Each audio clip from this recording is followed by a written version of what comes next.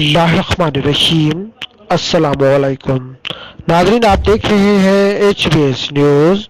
Hyderabad crime Sindh Abdul Khaliq Korai. अल्लाह पाक और पैगंबरों की तौहीन के खिलाफ अकादरीन मुतफिक हो के अल्लाह पाक और पैगंबरों की तौहीन की सजाए मौत है। सबसे पहले ये कानून हज़रत मूसा अलैहिस्सलाम के दौर में नाजिल हुआ था।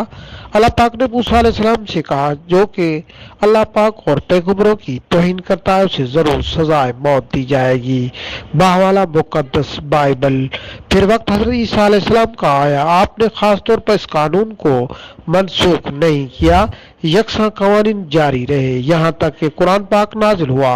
हजूर पाक सल्लल्लाहु अलैहि वसल्लम ने भी इस कानून को ख़त्म नहीं किया। मैं अहले किताब के जदीद स्कॉलर्स और दानिशरों को बहुत बना अपील करता हूँ कि बाहम मुकालमा का एहतमाम करें और मुत्तफ़िका तौर पर अक़वाम मुत्तहिदा में एक करारदाद पेश करें जो कि कोई रब पाक और पैगंबरों की तौहीन करेगा उसको सजाए मौत दी जाएगी। NPCIHA अली शाह राशिदी। मज़ीद खबरों के लिए आप देखते रहे HBS न्यूज़।